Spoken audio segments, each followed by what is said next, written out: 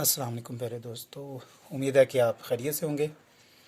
अच्छा, कुछ ना बच्चों के सवालात थे, वो सवालात जो हैं वो इतने स्ट्रॉन्ग तो नहीं, लेकिन वाकई ज़ाहिर बात है, मुआशरे का किस्सा है तो उसको उस तरह वो डील शायद बच्चे नहीं कर पा रहे।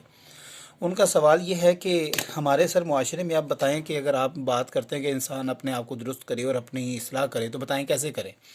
ज़ाहिरी बात है, अगर आप देखें सोशल मीडिया के ऊपर, अगर आप फेसबुक इस्तेमाल करते हैं तो वहाँ पे भी आप देखते हैं कि हर जगह गाली गलौच और उल्टी सीधी पोस्टें होती हैं। अगर आप यूट्यूब पे जाते हैं, कोई दीनी बात सुनने जा रहे हैं, तो सारी बात साथ एड्स आ रहे होते हैं।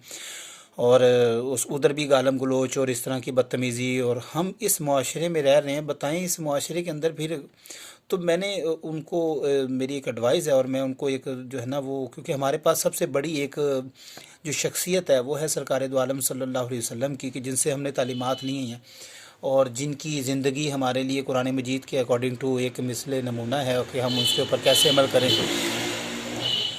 ये हमेशा याद रखिएगा कि हजूर अलैहिस्सलाम की जहाँ पे पैदाइश हुई है, मक्के का अगर अराउंड आप देखें और अगर उस नुक्ता नज़र पे जाके देखेंगे तो आपको बड़ा वो होगा एहसास कि यार फिर हमारा मुआशरा तो उस लिहाज से बहुत अच्छा है। हजूर अलैहिस्सलाम का मुआशरा अगर उस वक्त का देखा जाए तो आपको पता है कि अरब के घुट्टी में शराब थी, और उनका जना करना, बच्चियों को कत्ल कर देना, उनको ज़िंदा दरगोर कर देना, अपनी माओं से निकाह कर लेना, और विरासत के लिए यतीम बच्चियों को अपने कब्ज़े में रखना, और उनके इवज़ जो है वो बड़े बड़े मालूमता जो वसूल करने, ये वो झूठ चोरी कत्ल व गारत कबायली जो हो, ये बहुत ज़्यादा आम था। इस माहौल में हजूर अलैहिस्सलाम का वो एरिया जो था, उस वक़्त लोगों का ये रवैये थे। हजूर अलैहिस्सलाम पैदा हुए, उसके बाद फिर आपने वहाँ पे अपना बचपन गुजारा, जवानी गुजारी। एज ऑफ 40 में अगर आप देखें, हजूर अलैहिस्सलाम ने जब ऐलान नबूवत किया तो आपने क्या पेश किया था। आपने फरमाया था कि पहाड़ी पे चढ़ के कि आप मेरे बारे में क्या कहते हैं। इट्स मीन कि मैं इस मुआशरे में रहूँ नाउ। अब आप मुझे बताएं कि मेरे अंदर आप क्या देखते हैं। तो सब ने कहा कि अंता सिद्दीक उन अमीन उन, आप सादिक हैं, अमीन हैं, आप एक परहेजगार हैं, आप मुत्तकी हैं, आपने कभी झूठ नहीं बोला, आपने कभी गलत बयानी नहीं किया, आपने कभी किसी का माल नहीं हथियाया, आपने कभी बुरी सोहबतें नहीं इख्तियार की। तो मैं ये कहता हूँ कि अरब के उस माहौल में रहते हुए सरकार दो आलम सल्लल्लाहु अलैहि वसल्लम ने इंसानियत का एक आला नुक्ता जो था, एक मुकम्मल इखलाक को जो आपने हुस्न बख्शा, और आपने अंदाज़े गुफ्तगू, और वो अपनी पूरी सहर कुन आपकी वो शख्सियत थी बिल्कुल, जिसने रिक्कत तारी कर दी लोगों के ऊपर। लोग इस कहने पे मजबूर हो गए कि आप में कोई ऐब नहीं है और आप में किसी किस्म का कोई नक्स नहीं है।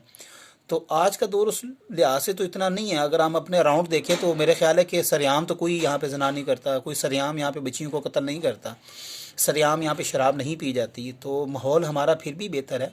तो हमें ये चाहिए कि हम अच्छे लोगों के साथ उठें, अच्छे लोगों के साथ बैठें और अच्छी अच्छी चीज़ें सुनें जो हमारी शख्सियत का किरदार, हमारी किरदार को, हमारी शख्सियत को, हमारे लबो लहजा को उसको तब्दील कर सके। और मैं ये अक्सर अपने तलबा को कहता हूँ कि अगर आप सोच रहे हैं कि हम 1 से 2 दिन अगर अपने आप नमाज की पाबंदी करें और आप अच्छी अच्छी बातें सुने, बुक्स पढ़ें, तो हम चेंज हो सकते, झूठ है, ये बिल्कुल झूठ है। एक दो दफ़ा यह करने से कुछ नहीं होता।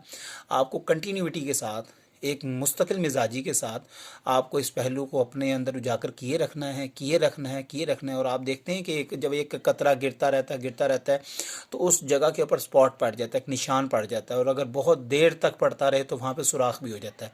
इसी तरह इंसान की मिसाल है कि उस दिल के अंदर जब आप नेकियां करते रहते हैं तो उसके अंदर से जो मनफी असरात हैं, जो मनफी चीज़ें हैं, जो गुनाह के स्पॉट लग चुके हैं, वो धुल जाते हैं और वो साफ़ हो जाते हैं। तो बेहतर ये है कि आप आज से कोशिश करें अपनी इस्लाह करना, और अपने दोस्तों की इस्लाह करना, ख़ुद की इस्लाह करना, और जितना हो सके आप अच्छा बोलें, अच्छा सुने और अच्छा कहें। तो एक दिन वो आएगा और आपको पता भी नहीं लगेगा कि आप कैसे एक अच्छे इंसान बन चुके हैं। और यही अल्लाह ताला का मकसूद है कि इंसान कोशिश करे अच्छे की।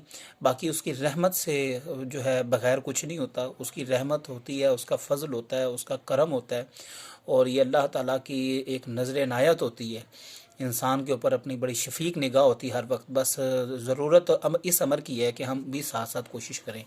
उम्मीद है कि आपको इस सवाल का जवाब मिल चुका होगा, और अगर मज़ीद सवाल हो आप मेरे से पूछ सकते हैं। इंशाअल्लाह ताला उसका इस तरह हल पेश किया जाएगा कि या तो बिल्कुल ही ऐसा हल हो कि आप वो कहें कि ये तो बस ना होने वाली बात है, और कोई झूठी तसल्ली नहीं है, किसी किस्म की कोई ऐसी बात नहीं कि आपको मैं ये सब्ज़ बाग दिखाता पर आपको बात वो करनी है जो इंशाअल्लाह ताला आपका ज़मीर भी एक्सेप्ट करेगा और इस्लाम और दुनिया के अकॉर्डिंग टू बिल्कुल उसका पहलू दुरुस्त होगा, और इंशाअल्लाह ताला आप उस पर अमल करेंगे। मुझे उम्मीद है कि आप लोग अपनी और दूसरों की इस्लाह में काफ़ी ज़्यादा कोशिश करेंगे।